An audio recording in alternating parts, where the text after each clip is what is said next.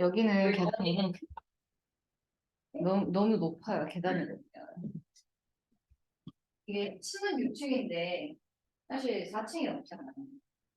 응? 몰랐지. 1, 2, 3, 5 느리니까 4층이 없어. 이제 몰랐지. 네. 죽을 살아서 그랬나? 근데 사실 그 타워 죽을 살은 아니잖아. 내가 건물에 설치돼요.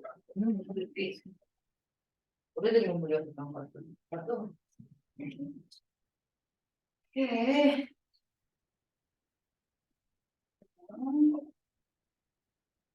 좀 안 했죠? 같이 하세요. 그러면서 복습도 한번 하고.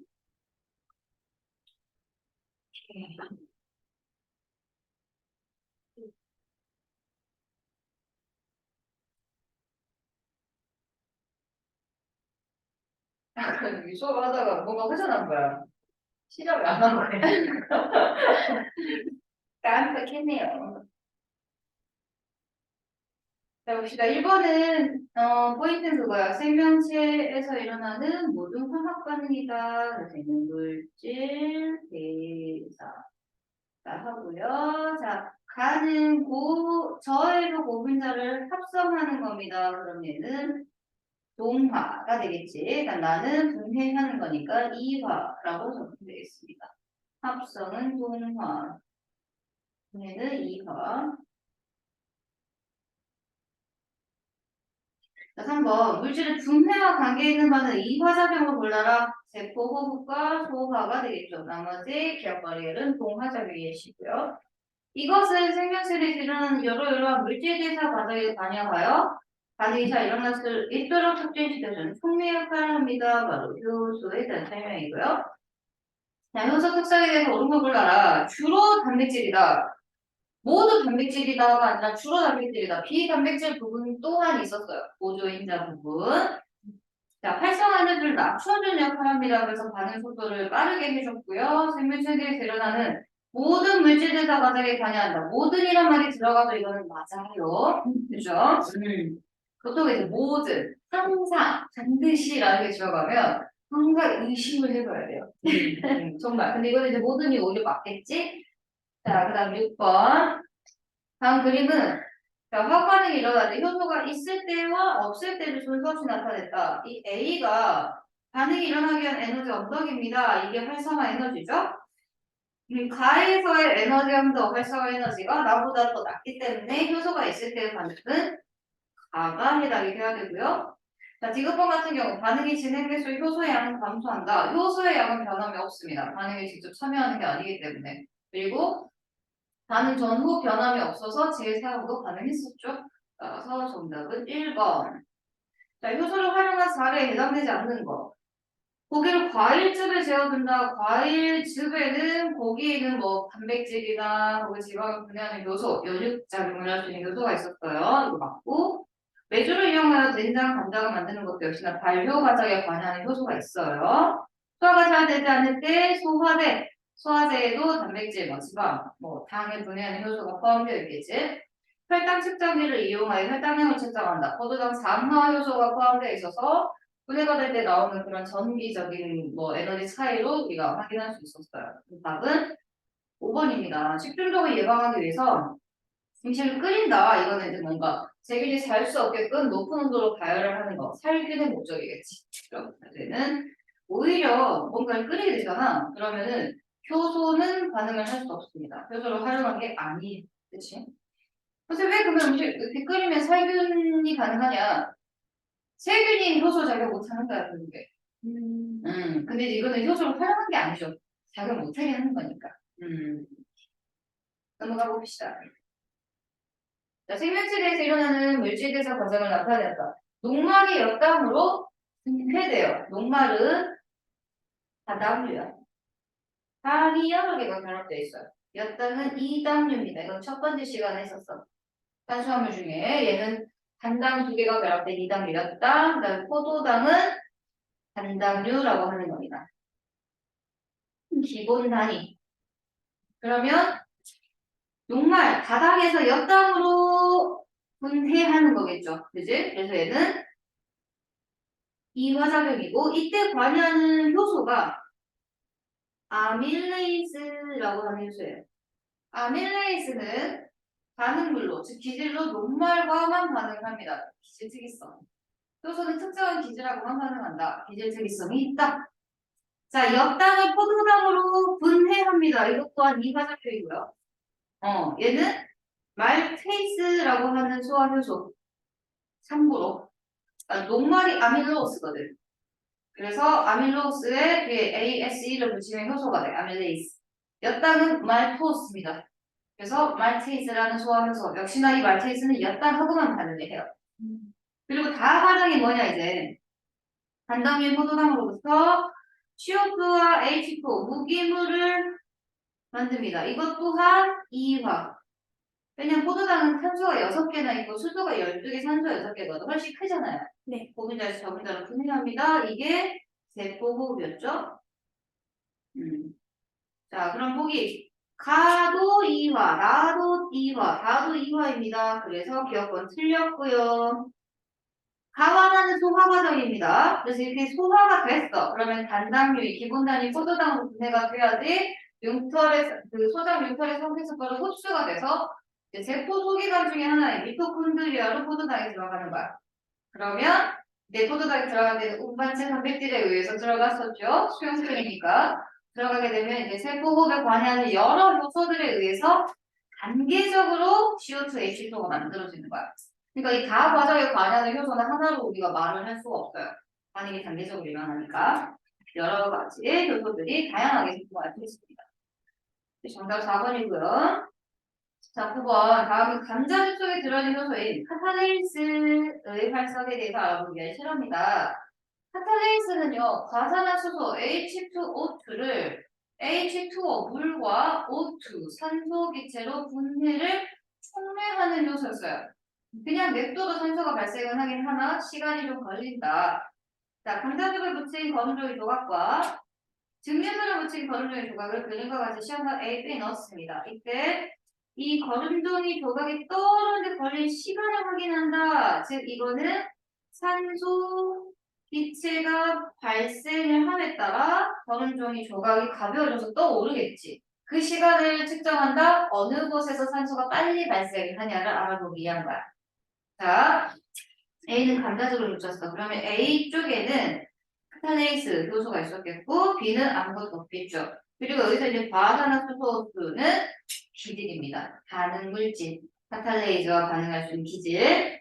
자, 실험 결과 봤더니, 시험관 A에서는 거름종의 조각 부위에 산소 기체, 산소가 발생하면서 빠르게 떠올랐다. 빠르게 떠올랐다. 반응 속도가 빠르다. B에서는요, 떠오르지 않은 게 아니야. 떠오르긴 떠올랐지만 오랜 시간이 지나서 떠올랐다. 반응 속도가 느리다 이겁니다. 즉 똑같이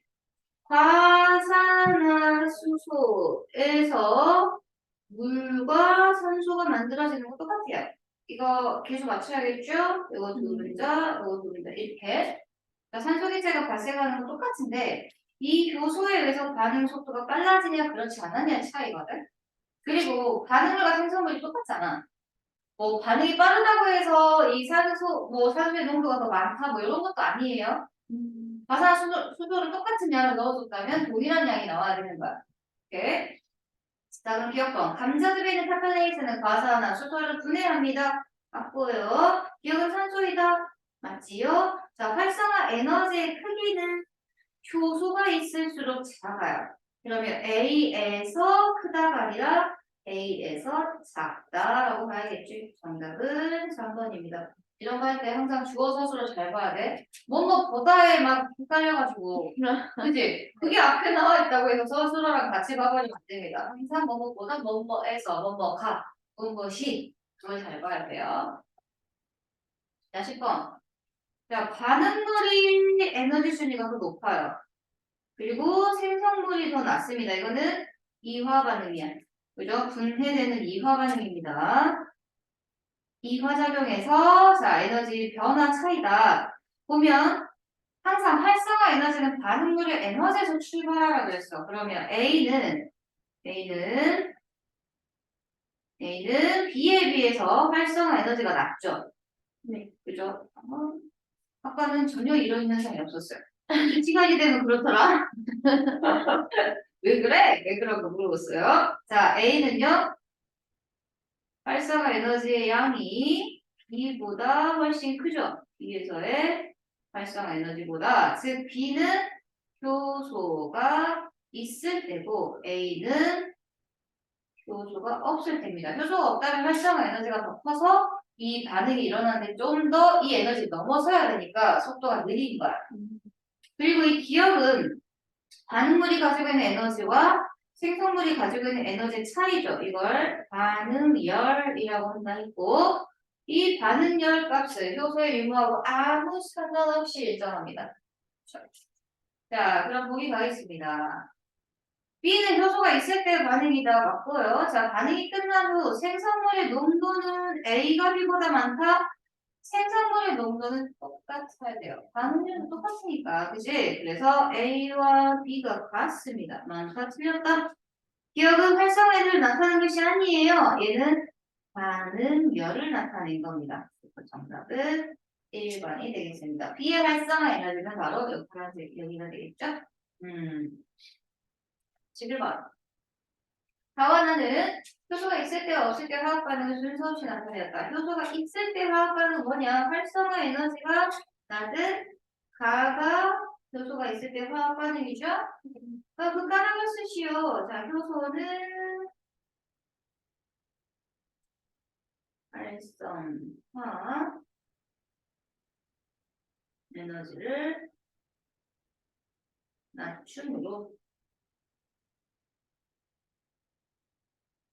활성화 에너지가 낮은 가 반응이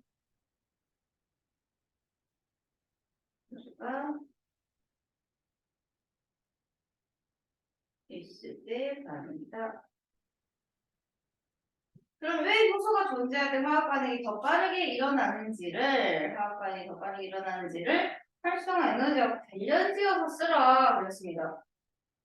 화학 반응이 일어나기 위해서는 활성화 에너지가 있어야 되죠. 그죠? 그래서 정리를 해보자. 화학 반응이 일어나기 위해서는 활성화 에너지가 필요한데 효소는 이 활성화 에너지를 낮춤으로 반응이 빨리 일어난다.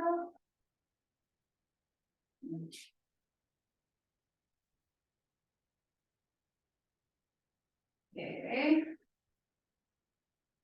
다음, 이게 지난번에 한번 했던 겁니다. 세포소기가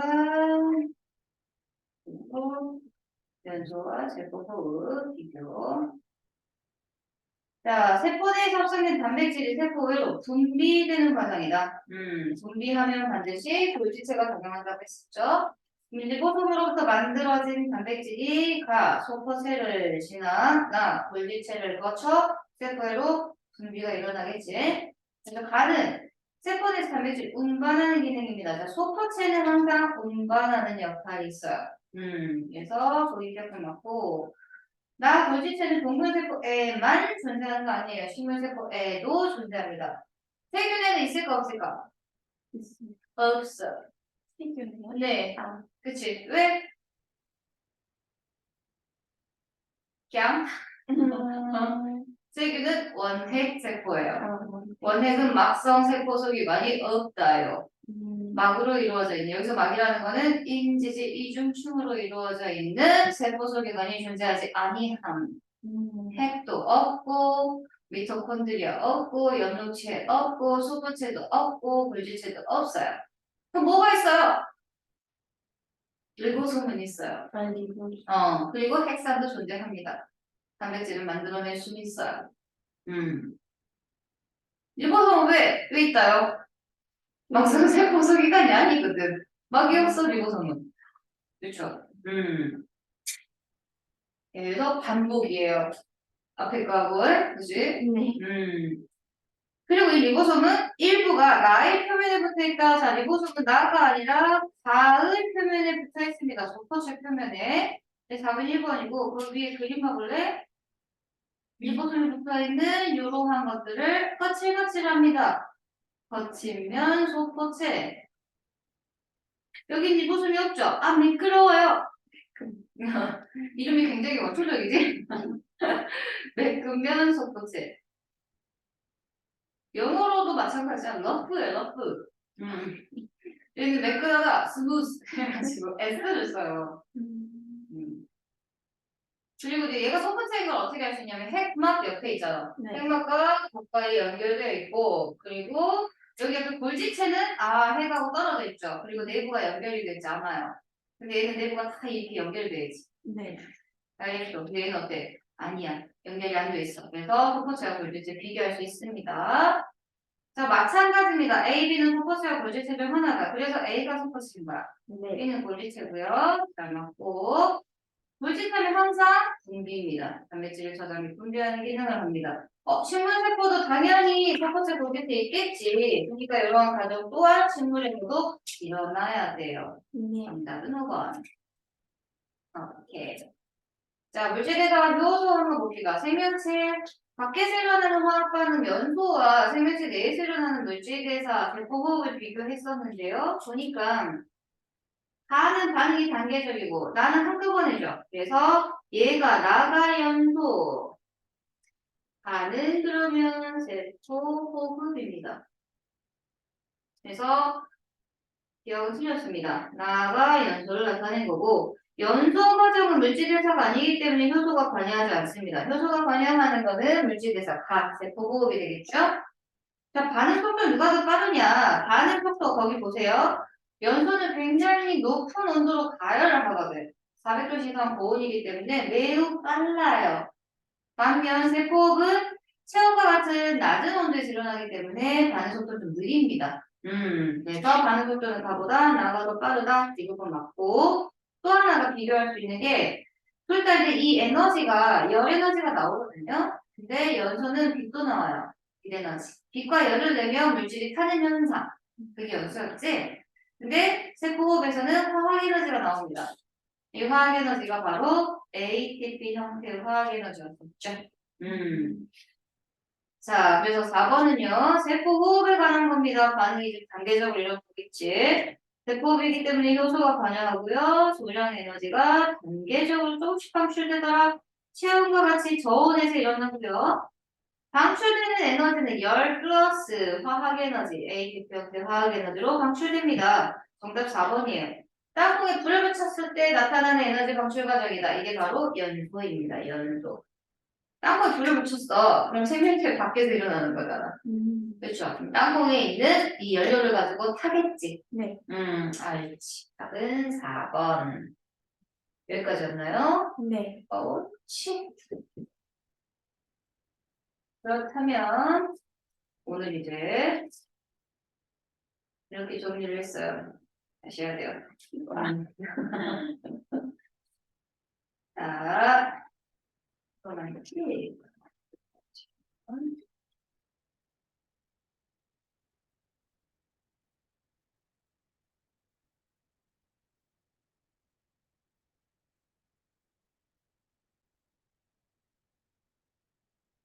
오늘 이제 용어 정리 조금 하고요. 유전 암호 볼 거고 전산, 번역 전산도 볼 겁니다.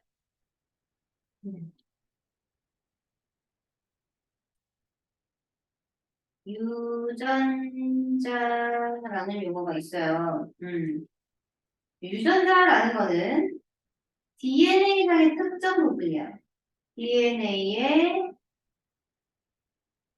특정 부분이다. 여기서 이제 어떤 의미를 알 수 있냐? DNA보다 크다, 작다. 크다. 커? DNA 아, 특정 부분인데 작다. 작다. 그죠? DNA의 일부가 유전자인 거야. 그죠? 즉, DNA의 염기 서열에서 중요한 건 염기 서열이야. DNA를 이루는 이제 그 기본 단위가 누클레오타이드였잖아. 네. 당, 인산, 염기가 있었죠. 상과 인사는 절대 유전 정보가 될 수 없어. 그냥 골격이야. 그리고 그 안에 수소 결합을 하고 있는 AGCT, 염기가 유전 정보로 쓰일 수 있다 이거야. 그래서 DNA의 염기 서열에서 단백질이나 혹은 RNA를 만들 수 있는 단위가 바로 유전자라고 부르는 겁니다. 자, 그럼 이 유전자가 모이면 색산의 일종인 DNA를 이루겠죠. 이 DNA 한 분자에는 그러면 하나의 유전자만 있을까요? 굉장히 많은 유전자가 존재하겠죠. 무조건적으로 유전자 수가 DNA 수보다 훨씬 더 많아. 그지? 그래서 DNA 한 분자에는 수많은 유전자가 존재합니다. 이 DNA가 동글동글한 히스톤 단백질 8개를 감싸요. 그렇게 되면 무엇을 형성하냐? 바로 뉴클레오솜이라는 걸 형성해. 자, 거기 책에 보면 여기 보이죠? DNA가 있어요. 이거 지금 DNA지. DNA가 파란색으로 나타냈어. 이 DNA가 히스톤 단백질을 감쌌어. 이걸 감쌌죠, 지금. 감싸고 감쌌지? 요 감싼 요 하나하나 있지? 요 하나하나, 요 하나하나를 뉴클레오솜이라고 부르는 거야. 이 뉴클레오솜이 이제 수백만 개가 엄청 지금 한 공포증처럼 많이 이렇게 진짜 코일 모양의 형태를 이루고 있죠. 어떻게 코일 모양 형태를 이렇게 꼬였어? 걔가 실처럼 풀어져 있어요. 염색사를 이룬다라고 보고 이 실과 같은 염색사가 바디를 이뤘다. 이 염색사가 염색천이 이렇게 실이 이렇게 꼬여져 있어요. 바디를 형성했다. 그럼 염색체를 이루는 거야. 이 염색사나 염색체 기본 단위가 바로 뉴클레오솜이라고 하는 거예요. 이름이 또 처음 들어보지? 그죠? 그래서 뉴클레오솜이라는 거는 염색이 잘 되는 실과 같은 물질 염색사 혹은 몸체자를 써서 바디를 형성했다. 염색체의 기본 단위인 거야. 얘가 뭉쳐서 수백만 개가 뭉쳐서 염색사를 이뤘고 이 염색사는 염색체로 응축이 됩니다. 언제? 세포가 분열을 할 때. 중3 때 세포 분열 배웠을까요? 세세포 분열, 생식세포 분열 배웠죠? 네. 분열을 할 때는 응축을 하고 분열을 안 해. 그러면 다시 풀려. 세포 분열을 준비하는 시기 때는. 그래서 유전자, 특히 이제 DNA 용어 한번 보았고요. 자, 그럼 이제 유전 정보가 어떻게 흐르는지를 한번 볼 거야. 그걸 유전 정보의 흐름, 유전 정보 중심 원리, 생명 중심 원리라고도 부릅니다. 유전 정보의 흐름.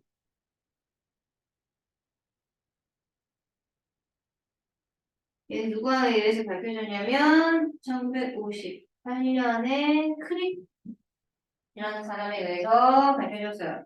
크릭이라는 사람이 아마 그 사람이 맞으란가 왓슨 크릭은 DNA가 이중 나선 구조이다라는 거를 이제 X선 해절 분석을 통해서 밝혀냈어요. 모형을 만들어냈고 그걸로 노벨상을 받았습니다.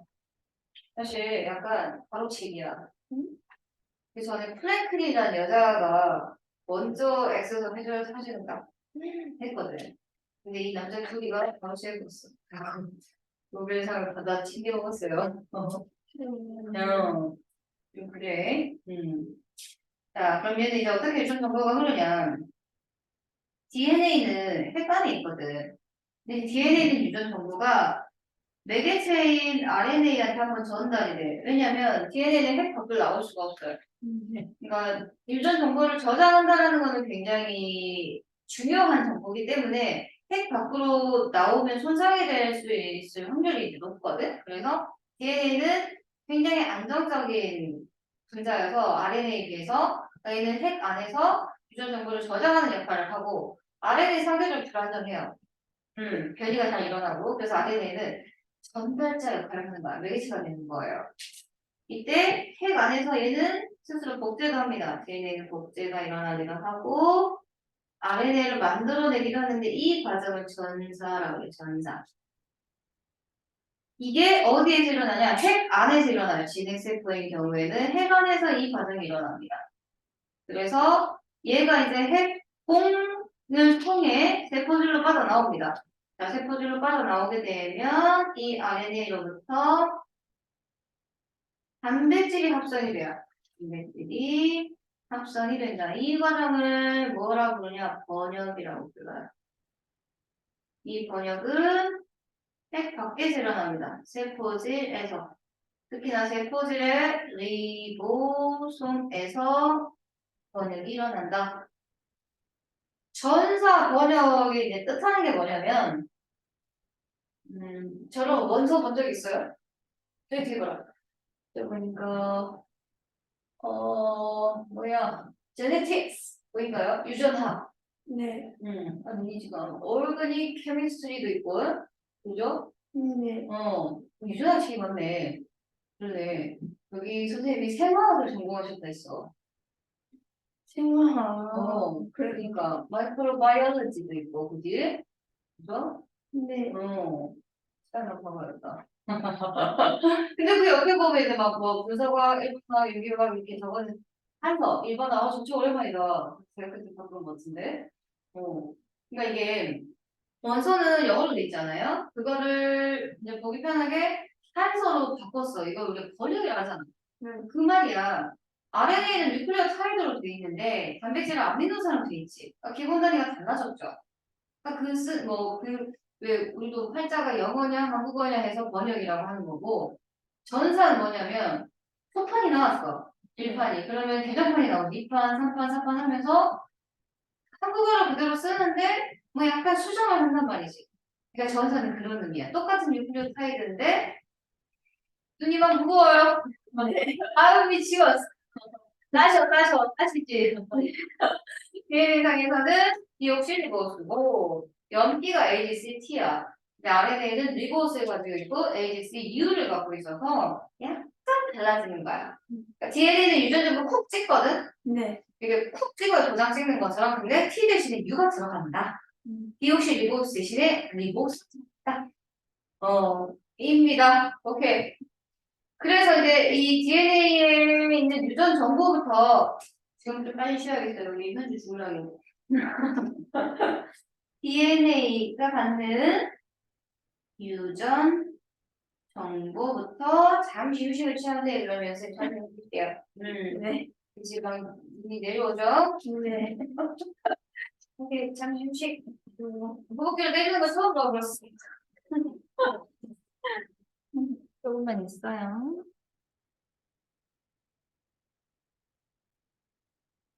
알바지. 하면서도 충분히 장학금 받을 수 있어요. 받으셨어요? 받았지. 공부도 해야지. 그 이제 끝나는 거야. 그러니까 도서관에 갈 시간이 없으니까 거기서 막 공부를 한 거야. 오죽하면 그치?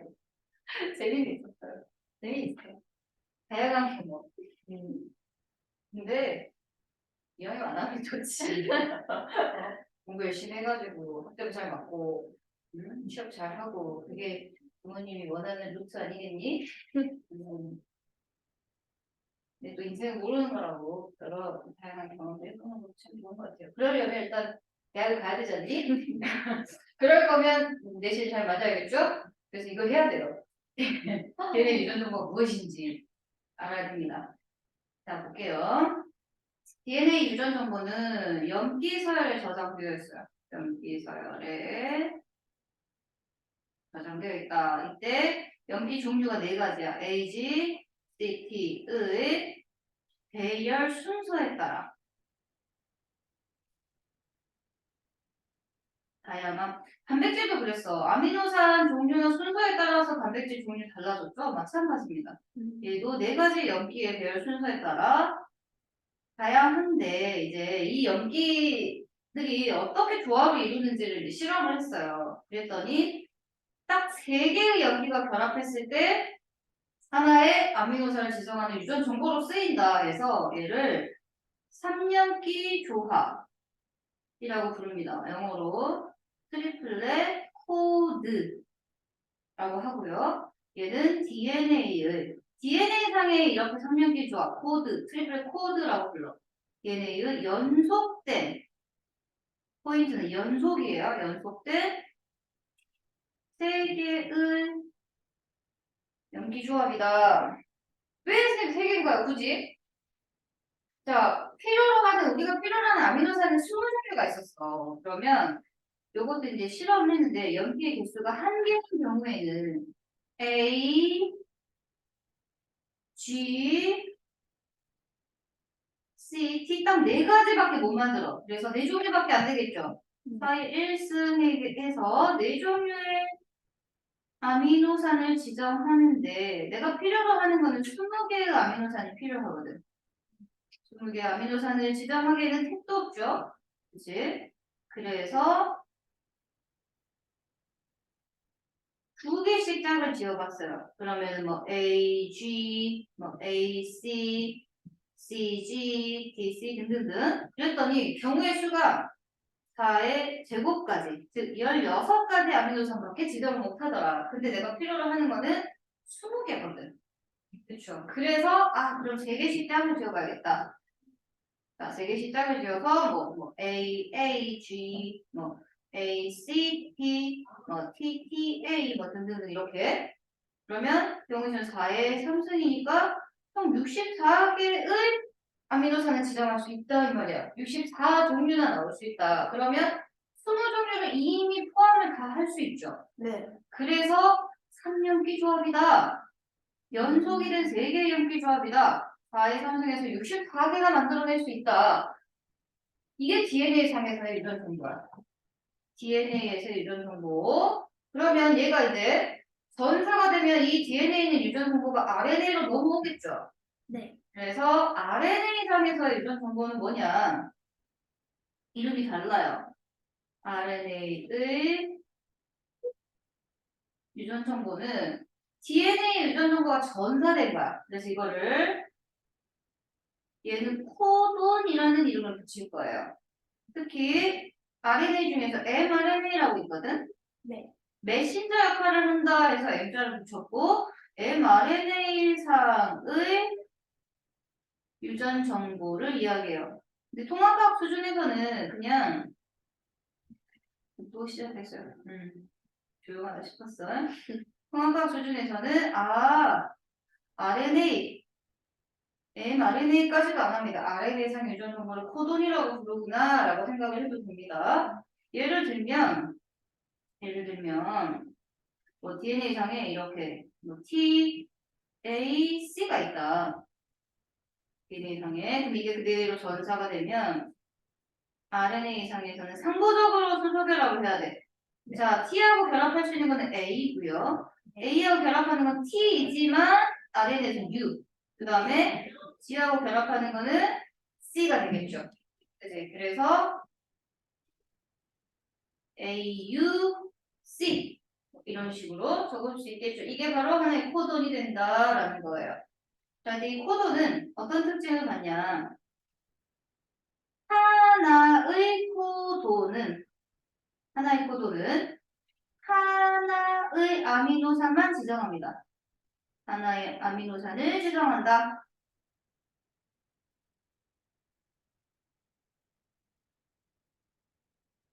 특이적이에요. 한 종류의 코돈은 여러 개 아미노산 지정할 수 없어요. 하나만 지정합니다. 그러면 아까 코돈이 총 64개나 있었잖아. 64개 중에 64개가 모두 아미노산 지정하냐? 그럼 틀려요. 그 중에 반드시 3개는 특이하게 아미노산을 지정하지 않아. 그래서 3개는 아미노산 지정하네요. 그럼 지금 뭐예요, 쟤는? 아미노산을 지정하지 않는다. 뭘 하나요, 쟤는? 단백질을 만드는 과정을 번역이라고 했잖아. 네. 자, 번역을 시작했으면 끝이 있어야 돼. 한없이 계속 단백질을 합성할 수는 없잖아요. 네. 그 끝에 해당되는 게 이 코돈 3개야. 이 코돈에 리보솜이 딱 도착을 하잖아. 그러면 끝나. 그래서 종결시킨다 해서 이 3개는 종결 코돈이다라고 이야기를 해요. 종결 코돈은 좀 외워둬야 돼. UAG, UAA, UGA 요 세 가지입니다. 말이 부끄럽지만 우악, 우악, 우가 UAG, UAA, UGA는 모든 생물에 있어서 종결 코돈이야. 이 코돈에 오면은 단백질 번역이 끝나요. 그 다음에 그러면 종결이 있다면 시작과가 있다 그랬지. 네. 이 중에 한 개는요. 번역을 시작하면서 게시 및 아미노산도 지정해. 얘가 게시 코돈이라 하고 이 게시 코돈은 반드시 외워야 돼. AUG입니다. AUG. AUG는 모든 생물에 있어서 AUG의 리보솜이 딱 도착을 하면 번역이 시작하는 거야. 그러면서 얘는 또 하나의 아미노산인 메사이오닌 이라는 아미노산을 지정함과 동시에 시작을 하는 거예요. 그래서 64개 중에 61개가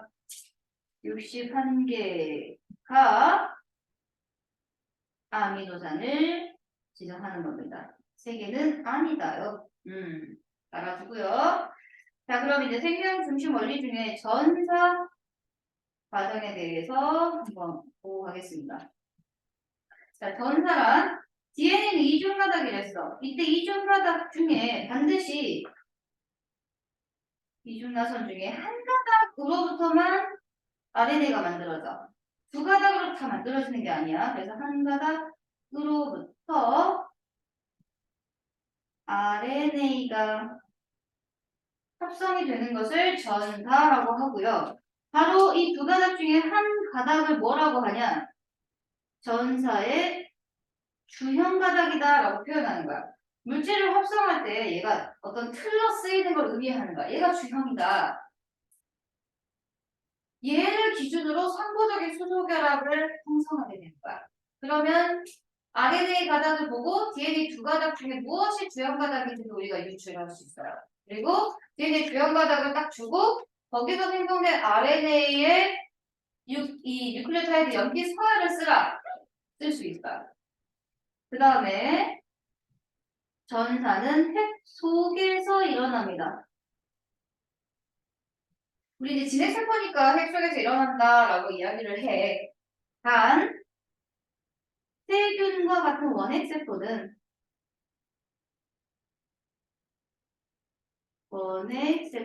핵이 없으니까 세포질에서 전사도 일어나고 번역이 동시에 일어나는 특징이 있어요. 진핵, 원핵을 혹시 이제 학교 갔을 때 선생님 설명을 하셨다 그러면은 요 차이도 좀 알아야 됩니다. 재채기도 아주 귀엽게 해. 자, 그럼 이제 두 가닥으로 돼 있는 DNA가 반드시 풀려야 돼요. 그래서 DNA가 이런 식으로 이중 가닥을 구성을 하고 있던 것이 이렇게 풀렸습니다. 그랬을 때 예를 들어 여기 연기가 그냥 랜덤으로 뭐 AGC, PTA 적어보자. GGC, PAT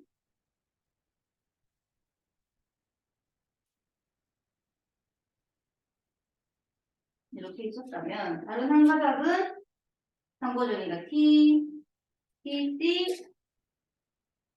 TC, G, A, A, T, C, C, G, G, T, A 이렇게 있겠죠. 그리고 얘가 DNA 1, 얘는 DNA 2라고 하자면 자, 이렇게 해가지고 RNA 가닥이 만들어졌다. 이때 이 RNA 가닥의 염기 서열은 U, C, G 이렇게 시작을 했다. 그러면 얘가 주연 가닥이다라는 걸 알 수 있다고. 왜냐? 얘랑 지금 서로 상호적이잖아. 네. 그렇죠? 그리고 반드시 U가 와야 돼요.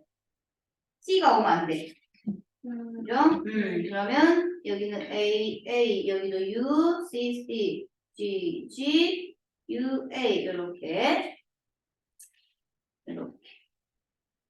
자, 그래서 주형 가닥과 상호적이야.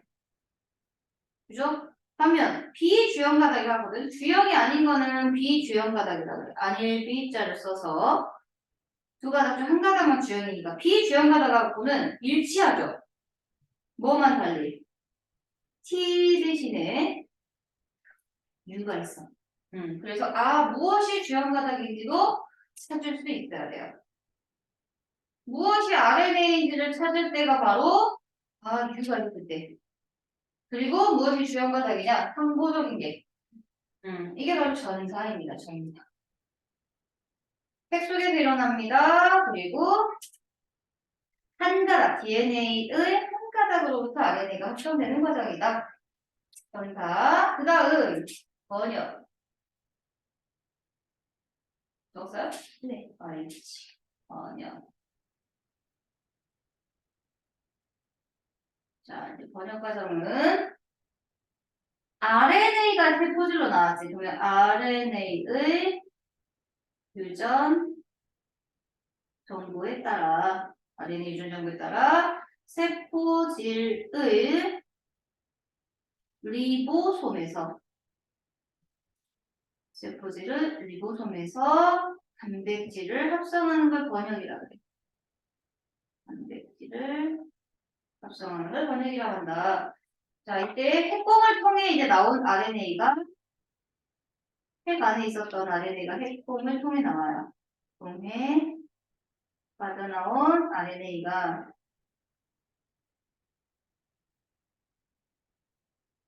리보솜과 결합을 해요. 그리고 이 RNA의 유전 정보, RNA의 코돈이 지정하는 아미노산을 RNA 종류 세 가지가 있거든. 이런 메신저 역할을 하는 거, 세포질 밖으로 나오는 거 mRNA.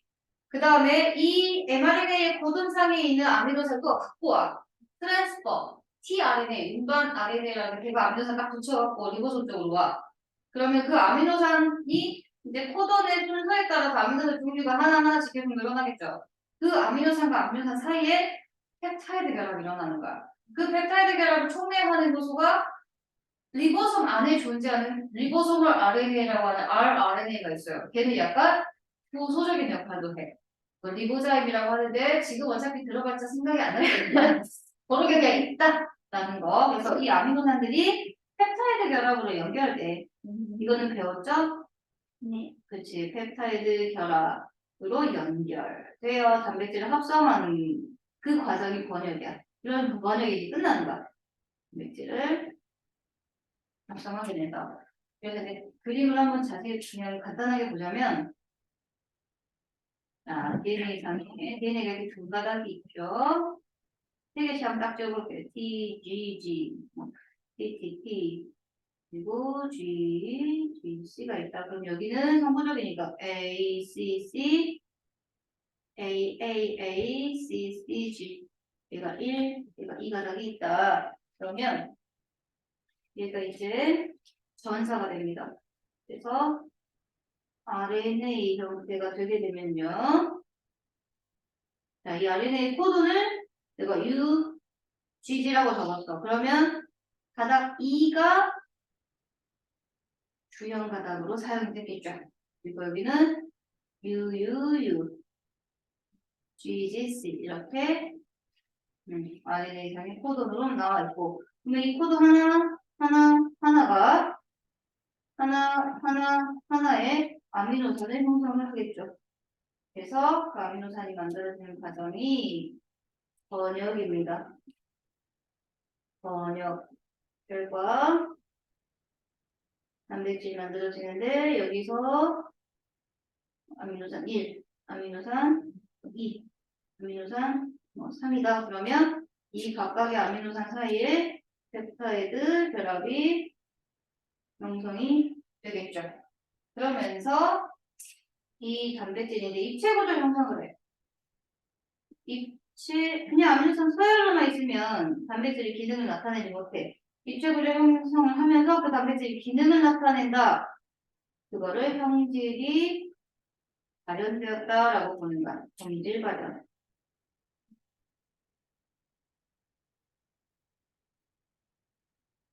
그래서 DNA로부터 RNA 단백질로부터 기능이 발현되는 형질 발현까지. 자, 이때 이 코돈에는 어떤 좀 특이적인 게 있어요. 아까 하나의 코돈은 하나의 아미노산을 지정한다고 했지. 그러면 하나의 아미노산은 20종류가 있잖아. 네. 근데 코돈은 61개가 있거든. 그래서 하나의 아미노산은 여러 개의 코돈에 의해 지정이 가능해요. 유전 암호의 중복성 혹은 중첩성이라고 합니다. 왜냐하면 번역 과정이 일어날 때 번역은 코돈의 왼쪽 첫 번째 연기부터 진행을 해. 세 개의 연기 중에 왼쪽에 첫 번째 연기부터 진행을 하는데 마지막 세 번째는 느슨한 거야. 대충 해보려요. 그냥 대충. 다르게 와도. 그래서 예를 들면 세린이라고 하는 아미노산이 있어. 이 세린을 이제 암호하는 코돈이 UCU, UCC, UCA, UCG가 모두 공통으로다가 세린을 암호한다. 첫 번째 연기, 두 번째 연기는 UC로 공통이지. 세 번째 연기만 달라요.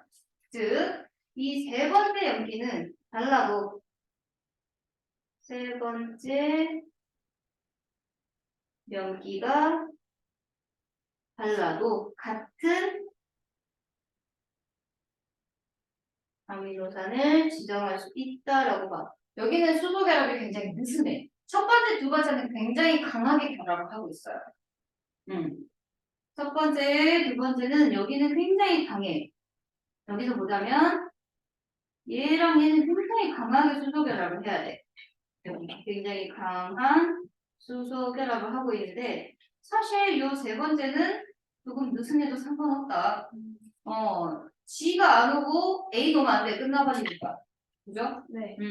뭐 다른 거 예를 들어 U라든지 뭐 아니면 G 대신에 C라든지 이런 게 와도 동일한 아미노산 지정을 할 수 있다라고 봐. 무조건은 아니야. AUG 같은 경우 몇 살이 딱 하나밖에 없습니다. 하나만 있는 것도 있거든. 근데 이거를 외우고 있는 건 바보예요. 나도 몰라. 그거는 포돈표라는 표를 봐야 돼. 표를 보면 알 수 있어요. 자, 그리고 이 유전 암호들은요. 세균도 그렇고 나도 그렇고 똑같아. 즉 유전 암호는 공통성이 있어요. 그래서 유전 암호 체계의 공통성이 이제 무엇을 의미하냐라는 것도 물어볼 수 있어. 그러니까 대부분의 생명체에서 지구상 대부분의 생명체에서 유전 암호는 공통으로 사용된다. 결국에는 진화적인 측면에서 공통 조상으로부터 진화됐다 이 말이야. 지구상의 생명체가 이런 생명체들은 공통 조상으로부터 진화가 되어 왔고 그리고 이제 현재 이들은 진화적으로 연결되어 있다. 이거를 의미해. 그럼 이걸 이제 무언가 과학적으로 활용을 해봐야겠죠. 그 활용하는 예가 지난번에 당뇨병 이야기 했었을 거야. 네. 그러니까 당뇨병 중에 이제 제1 당뇨병이고 제2형 당뇨가 있는데 제1형 당뇨병은 혈당을 낮춰주기 위한 호르몬이 인슐린이 분비가 안 되는 사람들이야. 그 사람들은 어쩔 수 없이 평생 인슐린 주사를 맞아야 되거든. 근데 인슐린 그 주사 값이 어마어마할 거 아니야. 평생 맞아야 되니까. 네. 근데 누가 그 인슐린 주었냐고. 막, 내가 쓰세요 하고 누가 주겠어? 인슐린 만들어야 돼. 만들기 위해서는 사람의 인슐린을 사람으로도 추출하는 거는 굉장히 위험해요. 그리고 그거를 어떻게 누가 제공을 해주겠니? 그쵸? 그래서 모든 생물에게서 인슐린 이 유전자는 공통이기 때문에 대장균으로부터 얻어낼 수 있다 이거야. 세균들은 우리와 달리 굉장히 빠른 속도로 증식을 할 수 있어. 네. 그냥 체제적 분열을 하게 되면은 이 엔zyme 개수로 계속 늘어나거든. 늘어난 애들이 똑같이 인슐린 단백질을 생산해내면 대량으로 빠르게 만들어낼 수 있겠죠. 네. 즉, 내가 원하는 사람의 유전자를 대장균에 주입을 해. 그리고 대장균에서 그 단백질을 만들어내는 거야. 그걸 내가 원하는 데 쓰는 거예요. 왜? 공통이니까. 유전하고가. 그래서 대장균으로부터 사람을 인슐린 단백질을 생산할 수 있다. 이게 이제 유전자 재조합이라고 하거든. 내가 목표로 하는 사람의 인슐린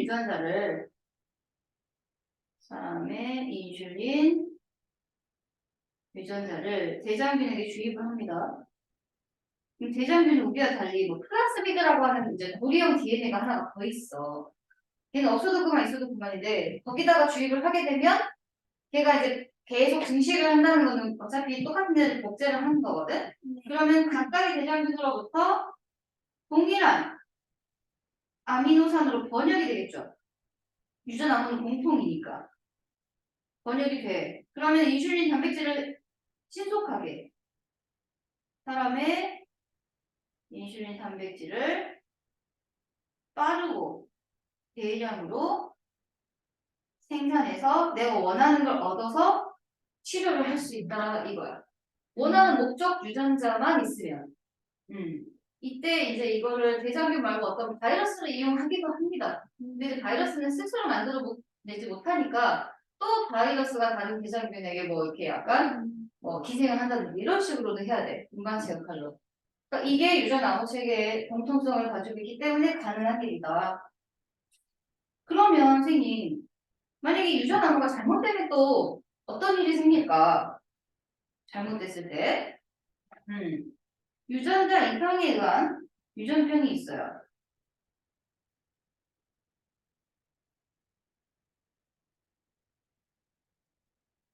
우리 사람에서 보면은 이제 유전병은 크게 세 가지로 나뉘는데 첫 번째가 이 유전자 이상이야. 유전자 이상이라는 거는 DNA의 염기 서열에 문제가 생기는 거.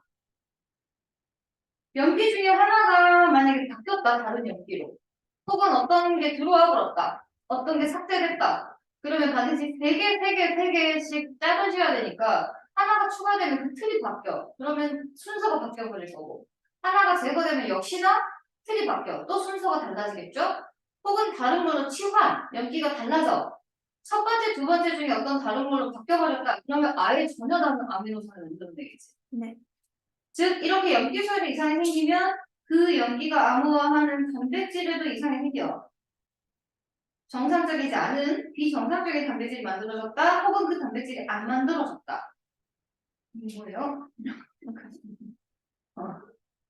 자, 이거야. 자, 그러면 그로 인해서 유전 질환이 발생하게 됩니다. 그 대표적인 예가 이제 남모양 적혈구 빈혈증이에요. 이름이 굉장히 원초적이죠. 남모양인 적혈구에 의해 빈혈이 유발된다. 남모양 적혈구 빈혈증이다. 빈혈은 뭔지 알죠? 네. 왜 빈혈 이제 이런 산소를 운반하는 적혈구에 있는 헤모글로빈의 철이라는 게 있거든. 그러니까 이제 철분이 부족하게 되면 약간 이런 빈혈기와 같은 뭐 어지럼증이 나타낸다든지, 즉 헤모글로빈에 뭔가 문제가 생겼을 때야. 헤모글로빈은요 적혈구를 이루고 있는 이제 단백질 4양체 구조인데 정상적인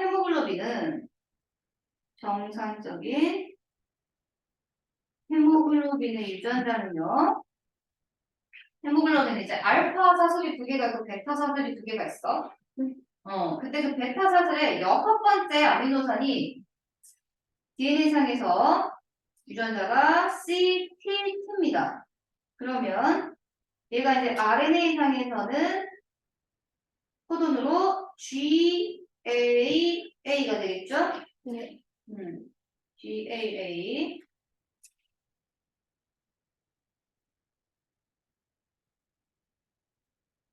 GAA. 그러면 이제 얘가 단백질로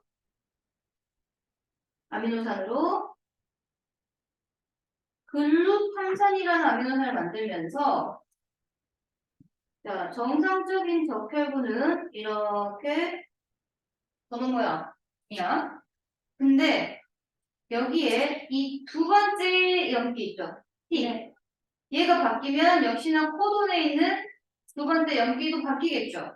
그랬을 때 비정상적인 헤모글로빈이 만들어질 수 있어요. 그래서 비정상적인 헤모글로빈 유전자는 이 가운데가 C 만약에 A로 바뀌어요. CA 이런 식으로 얘가 A로 바뀌었어. 그래서 RNA 상에서도 GUA로 바뀌겠죠. 이 UA로 바뀐다. 그러면 얘는 정상적인 아미노산이 글루탄산이 와야 할 자리에 발린이라는 게 와버렸어요. 그래서 마치 적혈구가 남 모양처럼 휘어버렸다. 그래서 얘는 정상 적혈구인데 얘는 남 모양 초식사처럼 휘었죠. 이 남 모양 적혈구를 만들더라. 쌤, 그럼 이 남 모양 적혈구로 인한 증상이 뭔가요? 일단 얘는 수명도 짧아. 정상 적혈구에 비해 수명도 짧고 적혈구는 정말 대단한 게 산소를 운반하는 능력을 최대치로 하기 위해서 색도 퇴화시켜버렸어. 그래서 이 적혈구 대부분은 헤모글로빈이거든? 네. 구형으로 결합을 해서 이렇게 동그란 모양이 이루는데 알린 하나가 왔다고 해서 헤모글로빈들이 선형으로 결합을 해버려요. 축하기를 막 해버려. 그래서 적혈구도 이렇게 남모양으로 휘거든. 그러니까 산소 운반 능력이 떨어지는 거야. 산소 운반 능력이 떨어져. 특히나 산소 농도가 낮을 때. 그러면 굉장히 악성 빈혈을 유발해요. 빈혈을 유발하고 또 이런 번호 모양은 이제 이게 혈액순환 한다는 건 혈관에 혈액이 있잖아. 혈액 내에 적혈구가 있을 때 이런 식으로 유연성이 있어요. 근데 얘가 남을 좀 휘어버렸다. 그럼 가다가 막 휘어버리는 거야. 혈액순환이 잘 안 돼. 이제 혈액순환이 잘 안 되면 어떤 일이 일어나나요? 각 조직세포에 혈액이 돈다라는 거는 산소와 영양소를 전달을 해줘야 조직세포들이 재호흡을 할 거 아니야. 근데 조직세포가 일을 못해. 그래서 조직이 나중에 죽어. 폐사돼버리는. 이런 게 발생할 수 있다. 이 대표적인 예가 난도암 적혈구 균열증이다. 근데 이게 유일하게 뭔가 장점이 하나 있어요.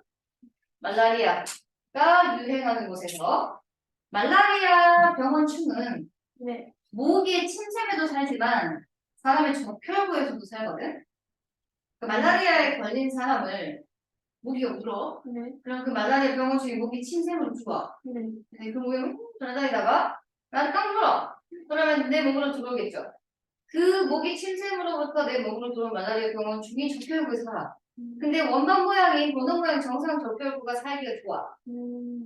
그러니까 이런 정상인 사람들은 말라리아에 있어서 감염이 잘 돼요. 취약해. 저항성이 없어.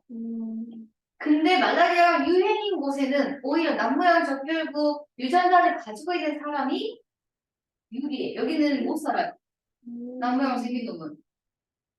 근데 스님, 그럼 뭐 악성 빈혈이라 했어요. 이게 이제 나중에 생명과학원을 배울 텐데 유전자가 이렇게 이형 접합인 경우는 다른 형태로 접합해 있는 거거든. 정상 적혈구 유전자 하나랑 남모양 적혈구 유전자 하나가 딱 결합되어 있는 이런 잡종 혹은 이형 접합자들이 우세한 거야. 그 사람들은 정상 유전자가 있기 때문에 남모양 적혈구 유전자를 갖고 있더라도 심한 빈혈을 유발하지 않고 말라리아에도 저항성이 있어. 그러니까 그거를 이형 적합자 우세다 진화적으로. 반면 이제 이것만 가지고 있는 열성인 애들은 그 말라리아하고 오쇼간에 악성 균열로 완전. 그치 뭐 그런 것까지도 박 교수님이 설명을 해주실 수도 있다. 이런 유전자 이상한 유전 질환은 또 있어요. 알비노라고 해서 알비노 들어봤을까? 아니요. 원래 호랑이는 약간 그 갈색 베이스에 이제 검은색 막 무늬가 있잖아요. 네네. 근데 하얀 호랑이가 있다고. 아, 맞아요. 백호. 네. 근데 메가스터디에 백호가 있어요. 생명 인간 병사 중에 하나인데 가명이에요, 가명. 왜 백호라고 했는지 모르겠는데 아무튼 성이 백씨기는 한데 근데 이제 뭐 본인의 이름을 백호라 해가지고 약간 지금 모르겠어. 약간 좀 지는 애인가? 근데 아직도 애들이 이제 개념감이 많이 있긴 하거든. 그 백호는 사실 알비노 호랑이야. 뭐 하얀 너구리 뭐 이런 애들 있죠. 그러니까 옛날 사람들은 그런 걸 몰라서 왜 막 그런 샤머니즘 이런 게 있을 때 뭔가 그 특이하다 이거는 신이 내린 뭐 그런 거다 해서 신성이 했단 말이지. 그래서 샤머니즘이야. 유전병이야. 헐. 하얀 즉 멜라닌 색소를 합성하는 유전자 이상이 생기는 애들이야. 멜라닌 합성 효소가 제대로 안 만들어지니까 멜라닌 색소를 잘 만들지 못하는 거야. 그러니까 털 색깔이 하얘. 그 알비노인 사람도 보면 만약에 동양인인데도 머리가 막 노랗고 하얗진 않아 노랗고 이런 눈썹, 속눈썹까지도 노래요. 코까지도. 그리고 피부가 하얗고 이런 입술이 내리는 해가겠지. 예쁠 것 같잖아. 아니에요. 그리고 이 친구들은 홍채, 그러니까 우리 동양인은 홍채 색깔도 약간 검은색이랑 갈색이잖아. 그러니까 우리 서양인하고 이제 그 홍채 색깔 다른 거는 그런 멜라닌 색소의 함량에 따라 달라지잖아. 피부색도 그렇고. 네. 그러니까 만약에 우리 한국 사람인데도 머리가 노랗고 탈색을 하지 않았는데도 눈동자 색깔도 좀 다르고 이런 애들은 그럴 확률이 있지. 근데 그 친구들은 자외선에 굉장히 약해. 그러니까 이제 이런 햇빛이 많이 비치는 낮에는 외출도 잘 못하고 항상 가리고 다녀야 되고 이런 것도 있어요. 그리고 일단 막 정상인 사람들하고 다르니까 이렇게 쳐다보는 그런 것도 있을 수 있고 예전에는 막 그런 사람들도 막 나오더라고. 눈 색깔이 막 파란 눈? 파래요? 초록색 눈 막 이런 애들이 그 TV에 막 나왔었어. 동양인데요? 그러니까 무슨 유전병이었어. 그래서 눈동자 색깔이 그냥 우리 한국 사람인데 눈동자가 초록색이야 막. 근데 그거 가지고 사람들이 뭐라고 하는데 근데 우리가 보기에 되게 막 예쁠 것 같잖아. 근데 이제 다르다는 것 때문에 특히 어린애들은 그런 거 인정을 못하지 막 놀리고 너 눈 이상하다 막 이러면서 놀리고 그런 게 있더라고요. 남한 조표구 균열증은 문제가 출제될 확률은 높아요. 이런 유전자 이상의 유전 질환으로 가장 많이 언급하는 유전병 중에 하나입니다. 네. 네.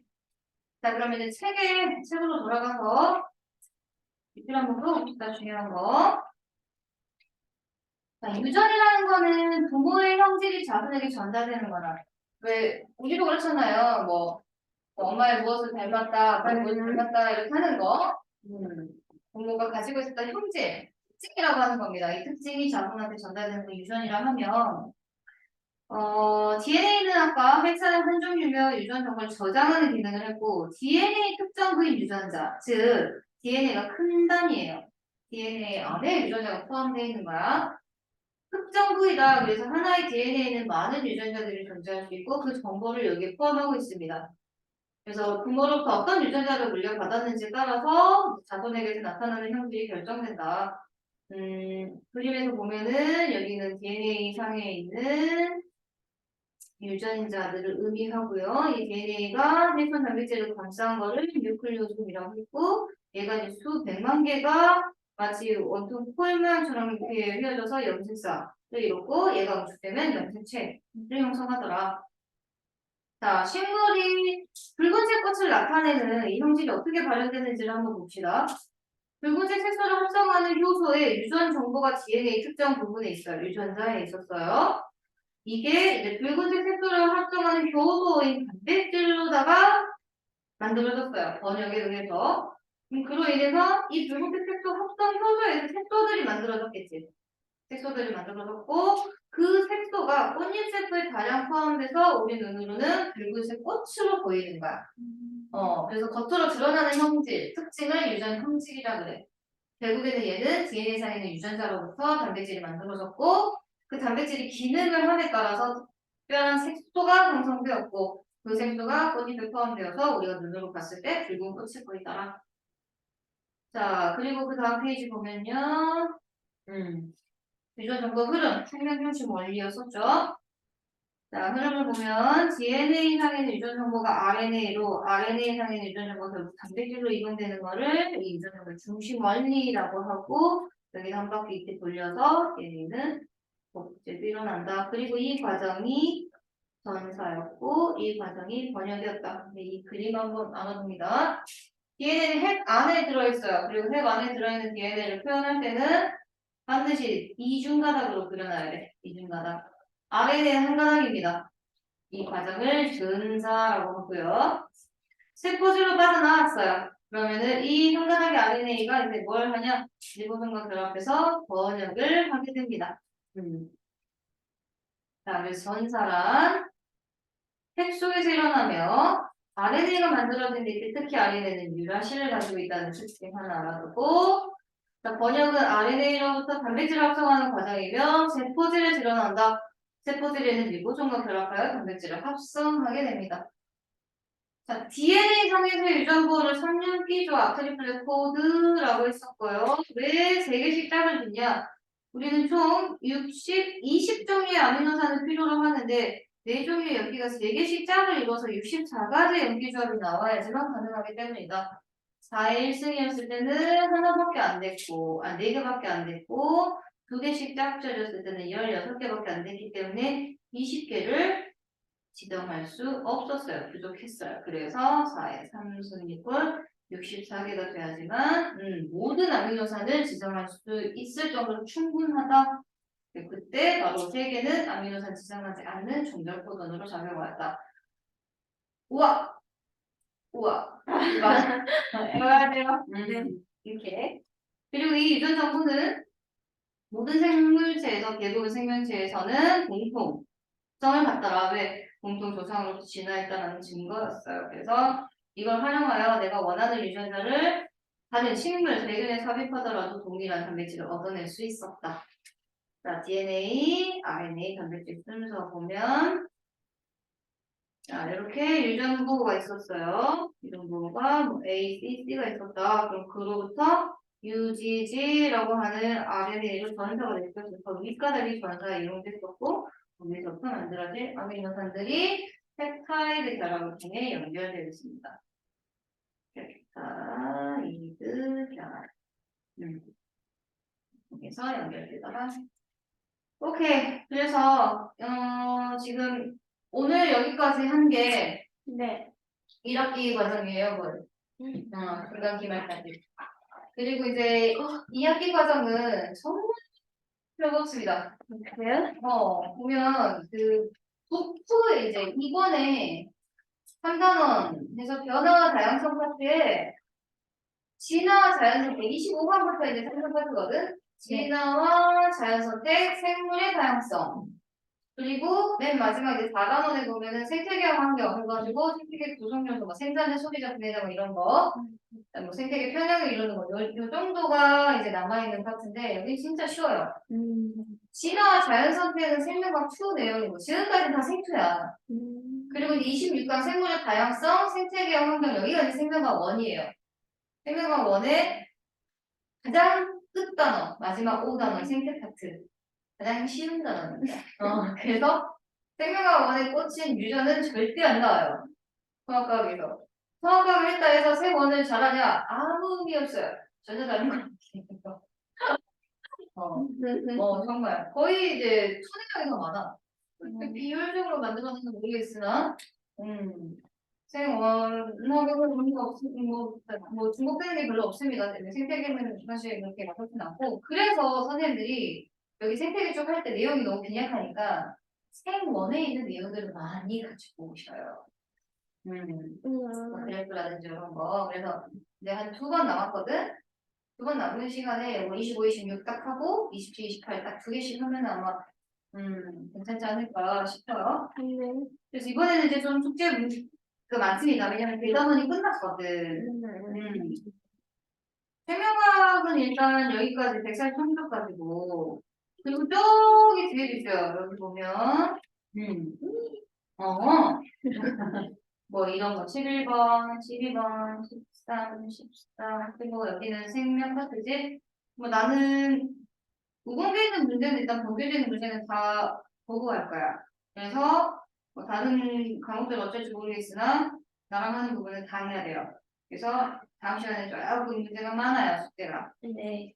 이렇게 딱 여기까지 51페이지까지 이게 5일인가? 8일이에요. 여기까지 일단 숙제 하겠습니다. 그래서 오늘 배운 거 이거 보고 이제 싹 지금까지 배웠던 거 이제 1학기 내용 정리하는 차원에서 끝까지 문제를 한번 풀어봅시다. 수능 기출 통합과목 뭐 이거는 뭐 필요한 게 없어요. 왜냐면 그래서 기출 변형 이렇게 나오죠. 넣을 만한 게 별로 없습니다. 자, 그래서 오늘은 여기까지.